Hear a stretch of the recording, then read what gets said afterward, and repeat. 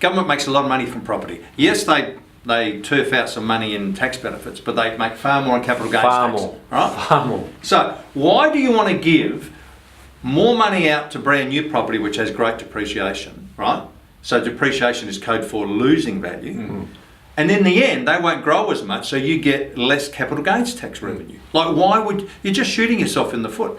You know, and in a way they say, you know, for example, I was reading on the Labor Party's website, this several billions of dollars that we spend in tax benefits would be better off in health and education and so on. Yes, but what about the tens of billions that you make in capital gains tax?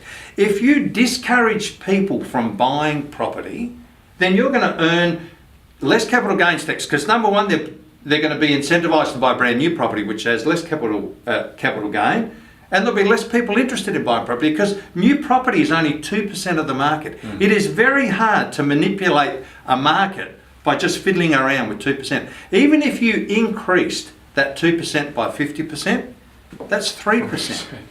Like, but you can't build 50% more houses. Where are the... You try to get labourers to come and do your renovation, didn't you? Did they turn up every day that they said they were going to turn up? No. You try and get a tradie now. Imagine what it's like if we want them to build 50% more houses. And not just saying, you know, changing it is no good, but changing it is no good for these reasons. And why don't you do this instead? You know, there are some great things going around the country which I think the federal government can implement. Like some state governments do shared equity schemes. So, all right, you don't need the $500,000, $400, right? So state government will have 100,000 equity. You did the 400, and then you can buy us out later. The Andrews government, I applauded them. What a great initiative. Shared equity schemes, especially for single income household people. I think it's a brilliant idea. And the profits that are generated get reinvested back into it.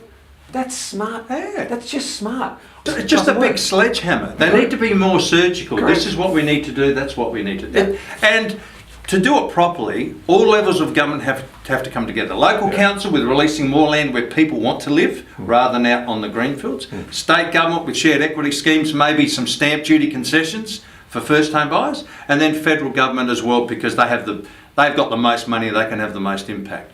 Yes, it's more work, but in the end we're going to have a better outcome rather than change negative gearing, change capital gains tax. So look, I'm just trying in an educated and informed way to show to policymakers and also show to the general public that these strategies are not going to work, number one, and number two, they're going to have a severe negative impact on the property market and the economy.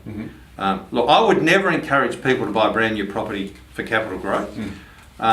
So one thing I did see on the Labor Party's website was, you know, this is what we're going to introduce at a yet to be determined date. So it's not going to happen straight away.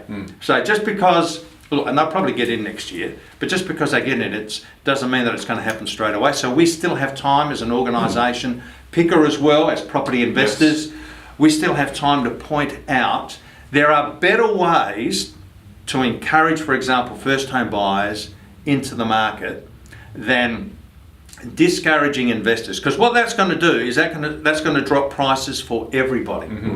Whether you own the place outright, whether you're paying it off, or whether you are an investor, everybody's property prices come down. Nobody benefits from that.